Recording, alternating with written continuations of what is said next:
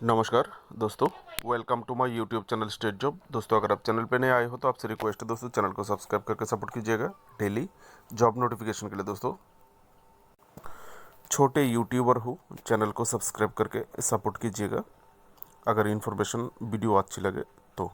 दोस्तों, union public service commission यानी UPSC पर वेरियस अलग अलग 12 कैटेगरी की टोटल 147 पोस्ट में रिक्रूटमेंट होने वाला है। दोस्तों, जिस जिस पोस्ट में रिक्रूटमेंट होने वाला है उसका नाम, पोस्ट का नाम और वैकेंसी। दोस्तों, यहाँ पर साइंटिस्ट बी मैकेनिकल 1 पोस्ट है, anthropologist 1 post, specialist grade 3 assistant professor anaesthesiology 48 post, specialist grade 3 assistant grade 3 assistant professor cardio vascular and thoracic surgery. दोस्तों, मैं मेडिकल का स्टूडेंट नहीं हूँ, माफ़ कीजिएगा स्पेलिंग के लिए अगर मिस्टेक होता है तो। Total 5 post, specialist grade 3 assistant professor neonatology 19 post, specialist grade 3 assistant professor neurology 26 post, specialist grade 3 assistant professor obstetrics and gynaecology 20 post, specialist grade 3 assistant professor physical medicine and rehabilitation total 5 post, assistant executive engineer 4 post, scientist B civil engineering 8 post, scientist B electronics cum instrumentation 3 post, assistant director safety total 7 post. ये है मोटे तौर पर vacancy. दोस्तों, official notification से मैं details में आ रहा हूँ। दोस्तों, कुछ इंपॉर्टेंट डेट्स। आपका अप्लाई स्टार्ट हो गया है 23 मार्च से। अप्लाई का लास्ट डेट 11 अप्रैल 2024। ऑनलाइन अप्लाई करना होगा। Official site upsconline.nic.in। दोस्तों, ये लिंक ओपन करने से ऑफिशियल साइट आएगा। जो लिंक है upsconline.nic.in वो अप्लाई लिंक है। दोस्तों, जेंडर महिला पुरुष दोनों ही अप्लाई कर सकते हो। दोस्तों, सेंट्रल गवर्नमेंट का जॉब है, यूपीएससी का जॉब आप लोग जानते हो। ऑल इंडियन कैंडिडेट अप्लाई कर सकते हो, यहाँ पर कोई शौक नहीं है। दोस्तों, ये है ऑफिशियल नोटिफिकेशन का पेज। दोस्तों, मैं यहाँ से आप लोगों को post, caste wise vacancy detail, age limit और वेतन क्रम बताऊंगा, और बाकी का थोड़ा थोड़ा डिटेल्स आप लोग पूरा देख लीजिएगा, क्योंकि 12 पोस्ट का अगर डिटेल्स लिए मैं बताने जाऊंगा पूरा एकदम लाइन बाय लाइन तो दोस्तों वीडियो 2 से 2.5 घंटा हो जाएगा। इतना लंबा वीडियो आप लोग देखोगे नहीं, क्योंकि आपको आपकी हिसाब से आपकी पोस्ट में अप्लाई करोगे, क्योंकि अभी सभी पोस्ट के लिए आप नहीं पढ़ोगे। इससे अच्छा है कि आप लोग जो पोस्ट आपका है उसका डिटेल्स आप लोग खुद भी देख लीजिएगा, नोटिफिकेशन लिंक आप लोगों को मिल जाएगा। दोस्तों, पहला पोस्ट है साइंटिस्ट बी मैकेनिकल। यहाँ पर टोटल 1 पोस्ट है एसटी कैंडिडेट के लिए। यहाँ पर जो आप लोगों को वेतन क्रम मिलेगा वो लेवल 10 का सैलरी मिलेगा आप लोगों को 7th सीपीसी के अनुसार, और आपका age limit maximum 40 year for ST. ठीक है, एसटी के लिए मैक्सिमम 40 ईयर एज लिमिट है।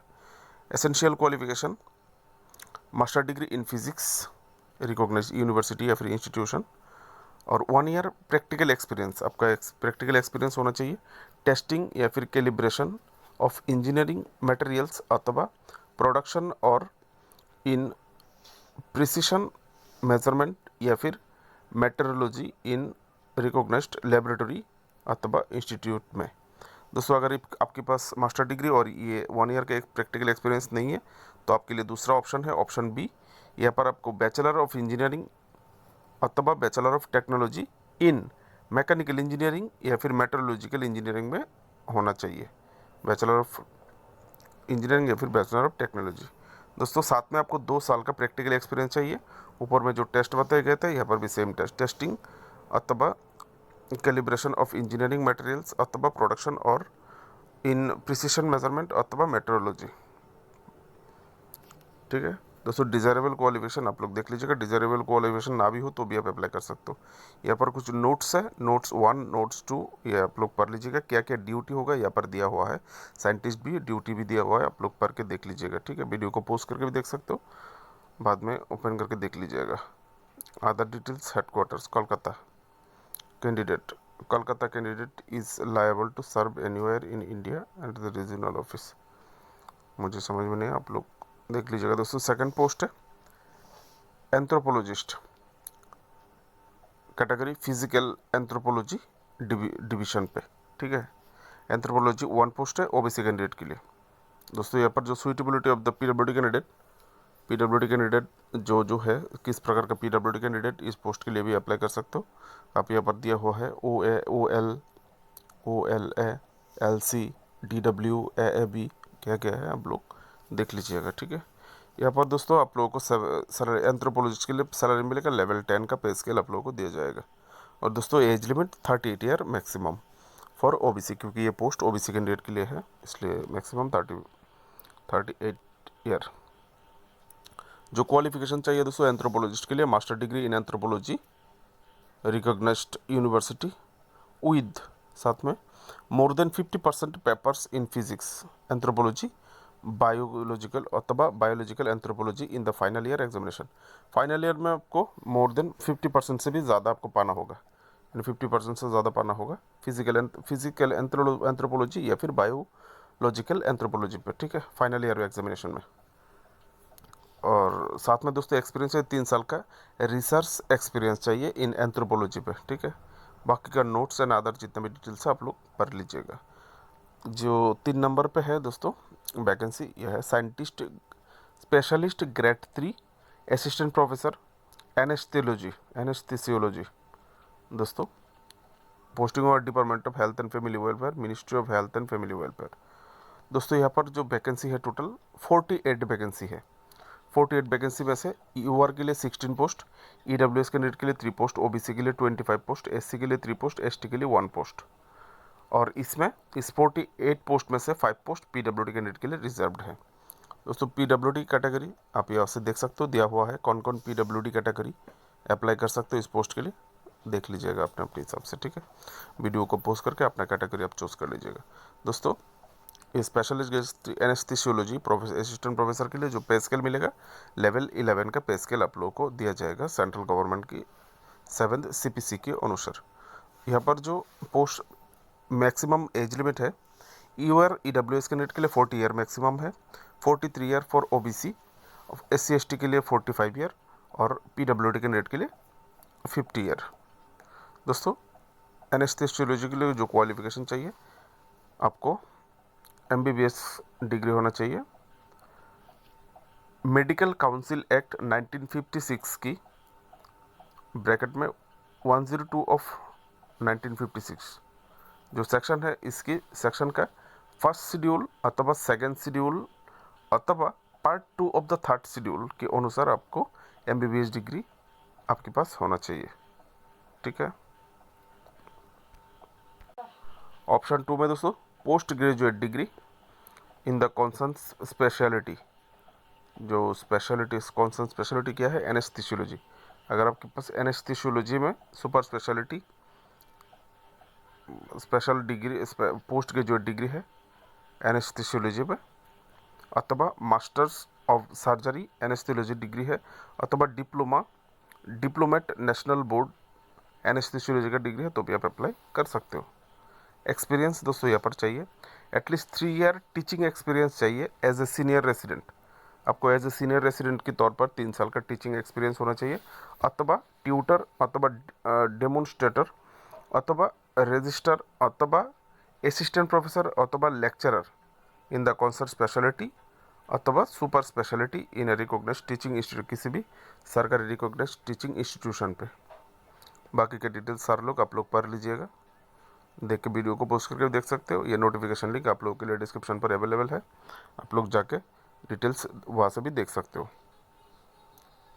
दोस्तों ऑप्शन 4 में जो वैकेंसी है, specialist grade 3 assistant professor cardio vascular and thoracic surgery, इसका पोस्टिंग होगा department of health and family welfare, ministry of health and family welfare. तो सबका सेम ही है दोस्तों। यहाँ पर टोटल 5 पोस्ट है, जिसमें यूआर के लिए 4, ईडब्ल्यूएस कैंडिडेट के लिए 1 पोस्ट है, 1 पोस्ट पीडब्ल्यूडी कैंडिडेट के लिए रिजर्व है, ठीक है दोस्तों। पीडब्ल्यूडी क्या कौन कौन अप्लाई कर सकते हो, पीडब्ल्यूडी देख सकते हो, यहाँ पर दिया हुआ है, आप लोग देख लीजिएगा। दोस्तों आप लोगों को सैलरी मिलेगा यहाँ पर लेवल 11 का। एज लिमिट ईडब्ल्यूएस यूआर के लिए 40 ईयर मैक्सिमम, और पीडब्ल्यूडी कैंडिडेट के लिए 50 ईयर मैक्सिमम। यहाँ पर जो एसेंशियल क्वालिफिकेशन चाहिए दोस्तों, same medical council of Indian medical council act 1856 के तहत फर्स्ट शेड्यूल अथवा सेकंड शेड्यूल अथवा part 2 of the third schedule के अनुसार आपको MBBS डिग्री आपके पास होना चाहिए कौन सा सब्जेक्ट पे, अथवा सेकंड पोस्ट ग्रेजुएट डिग्री होना चाहिए, post graduate degree in the concern speciality, आपका जो कॉन्सर्न सब्जेक्ट अथवा super speciality mention the section A and section schedule 6 recognise teaching, किसी भी recognise government recognise teaching institution पे। मैजिस्टर चिरुगुई, माफ़ कीजिएगा फ्रेंड्स स्पेलिंग मिस्टेक हो तो, कार्डियोवेस्कुलर एंड थोरेसिस सर्जरी, अथवा मास्टर चिरुगुई थोरेसिस सर्जरी, अथवा मैजिस्टर दोस्तों मैजिस्टर चिरुगुई कार्डियो सर्जरी अथवा मैजिस्टर चिरुगुई वेस्कुलर सर्जरी, अथवा diplomate national board चिरुगुई vascular and thoracic surgery, अथवा थोरेसिस सर्जरी, अथवा कार्डिक सर्जरी, अथवा वास्कुलर सर्जरी। आप लोग पढ़ के समझ लीजिएगा अगर मेरी बात से समझ में ना आए तो। एक्सपीरियंस दोस्तों आप लोगों को एटलीस्ट 3 साल का एक्सपीरियंस होना चाहिए, teaching experience as a senior resident अथवा ट्यूटर अथवा डेमोन्स्ट्रेटर अथवा रजिस्टर अथवा असिस्टेंट प्रोफेसर अथवा lecturer in the concern speciality अथवा सुपर स्पेशलिटी इन किसी भी सरकारी इंस्टीट्यूशन पे। बाकी का डिटेल्स आप लोग देख लीजिएगा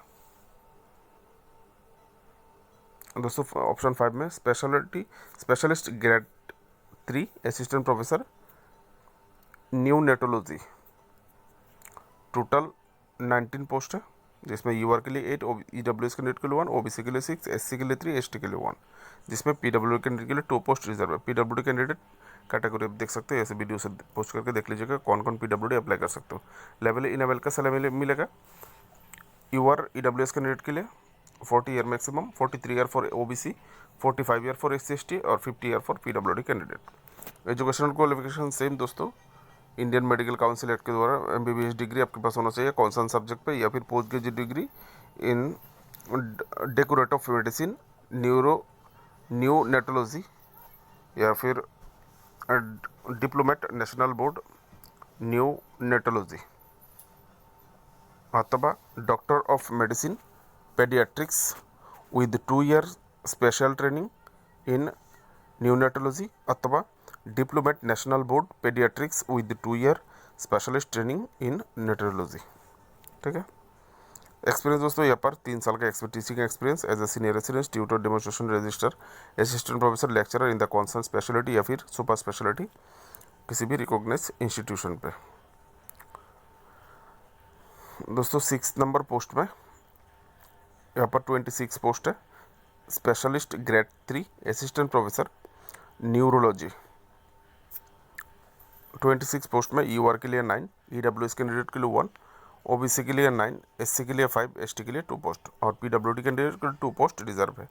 पीडब्ल्यूडी कौन कौन अप्लाई कर सकते हो वीडियो को पोस्ट करके देख लीजिएगा। लेवल इनेबल का सैलरी मिलेगा। Age limit EWS UR candidate के लिए 40 ईयर, ओबीसी के लिए 43 ईयर, एससी एसटी के लिए 45 ईयर, पीडब्ल्यूडी के लिए 50 year. Qualification same, Indian medical council act 1956 के तहत आपको MBBS पास होना चाहिए न्यूरोलॉजी में, अथवा post graduate degree in concern speciality और सुपर स्पेशलिटी में, अथवा from recognised teaching institute doctorate of medicine neurology, अथवा diplomate national board neurology certificate आपके पास होना चाहिए। एक्सपीरियंस दोस्तों यहाँ पर 3 साल का experience same as a senior resident अथवा ट्यूटर अथवा डेमोन्स्ट्रेशन रजिस्टर असिस्टेंट प्रोफेसर अथवा लेक्चरर के तौर पे आपको किसी भी सरकारी इंस्टीट्यूशन पे काम करने का एक्सपीरियंस होना चाहिए।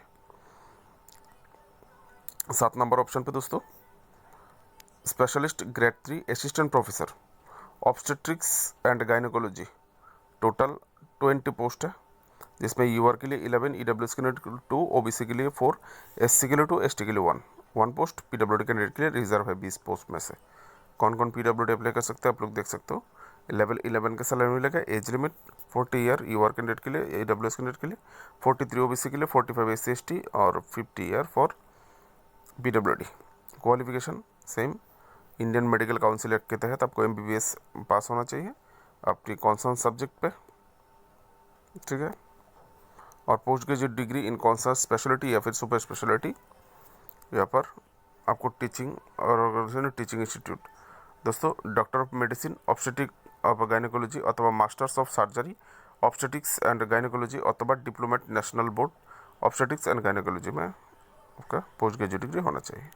एक्सपीरियंस यहाँ पर दोस्तों एटलीस्ट 3 साल का, सेम यहाँ पर भी सेम एक्सपीरियंस आपको होना चाहिए।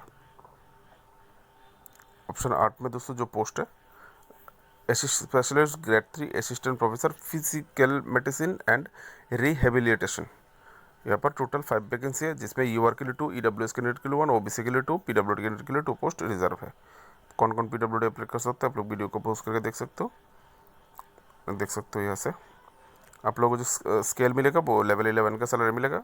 As limit UR EWS candidate के लिए 40, 43 year for OBC, 50 year for PWD candidate. यहाँ पर SC/ST के लिए पोस्ट नहीं है।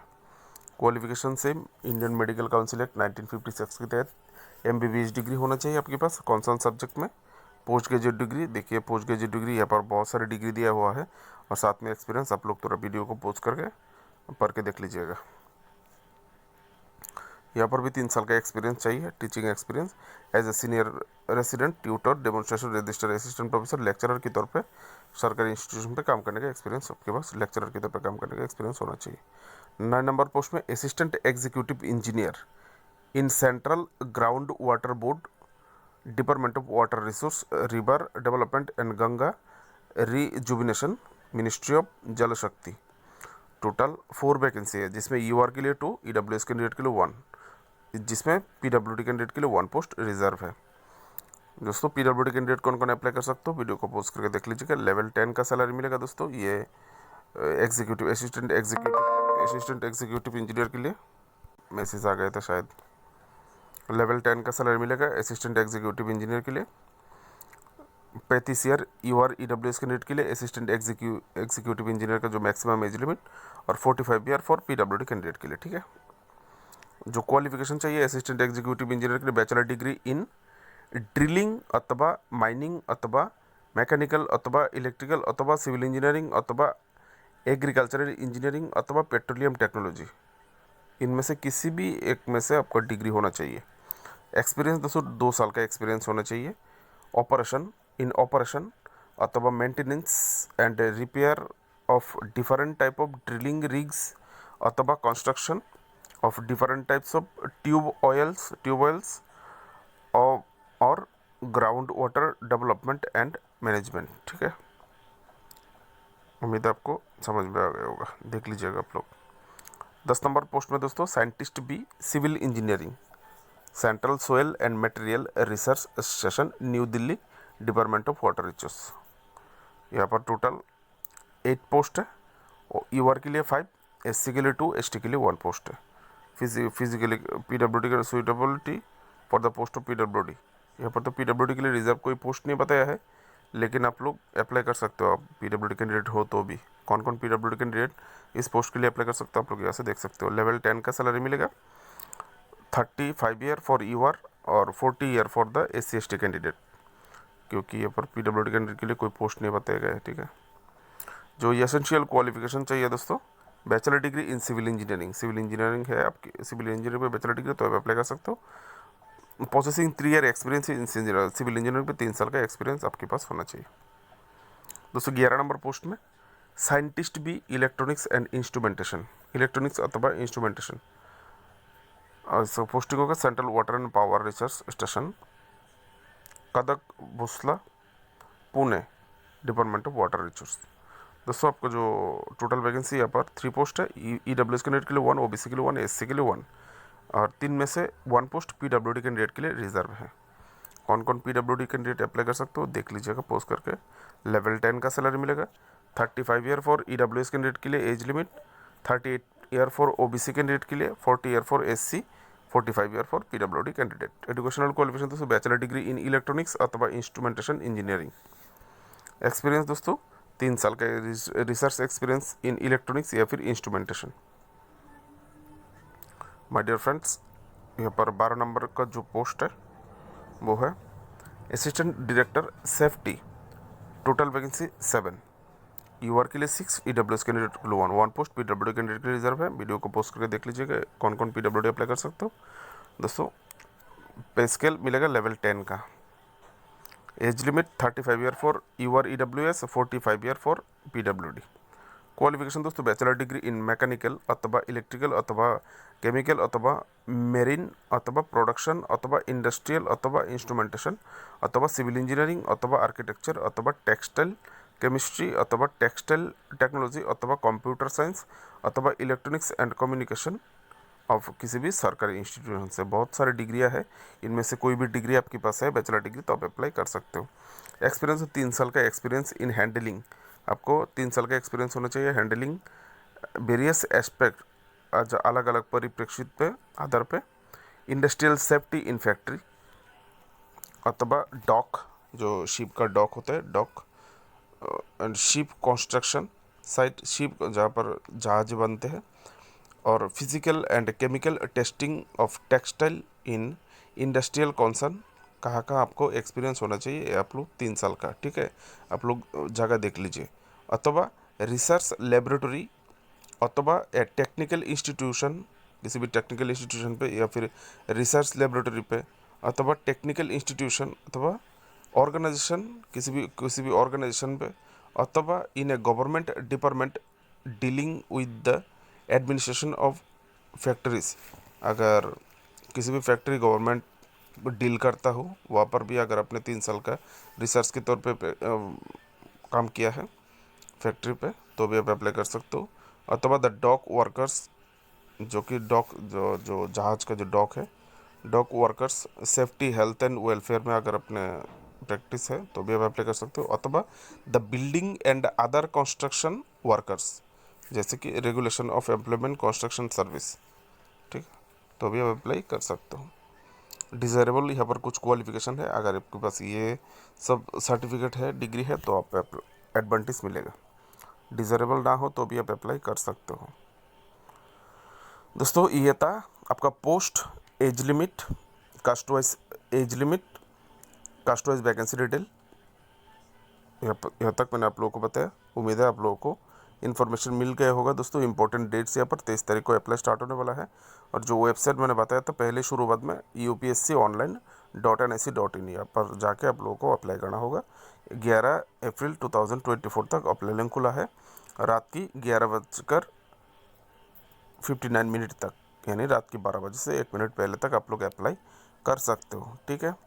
The last date of the for printing of completely submitted online application 12 March, 12 अप्रैल तक आप लोगों को प्रिंट कर लेना है। आपका जो एप्लीकेशन है उसको प्रिंट कर लेना है।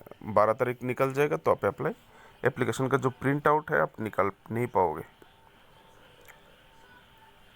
माय डियर फ्रेंड्स, बाकी का डिटेल्स आप लोग देख लीजिएगा। इंडियन सिटीजन, कौन कौन इंडियन सिटीजनशिप में आते हो जो अप्लाई कर सकते हो, ठीक है। एज लिमिट, एज रिलैक्सेशन तो आपने देख ही लिया सब कुछ वहाँ पे, यहाँ पर अलग से देखने की ज़रूरत नहीं है। किस कास्ट के लिए कितना देख लीजिएगा। इंपॉर्टेंट यहाँ पर जो देता कैटेगरी वाइज मिनिमम, तो कैटेगरी वाइज मिनिमम सुइटेबल तो इंटरव्यू, दोस्तों इंटरव्यू के आधार पर आपका सिलेक्शन किया। The category wise minimum level of suitability in interview irrespective of where the selection is made by only interview अथवा by recruitment test followed by interview, यानी पहले interview लिया जाएगा, उसके बाद अगर ज़रूरत पड़े तो रिक्रूटमेंट टेस्ट ले सकते हैं अगर कैंडिडेट बहुत ज़्यादा हो जाते हैं तो, नहीं तो इंटरव्यू के थ्रू ही सिलेक्शन होगा।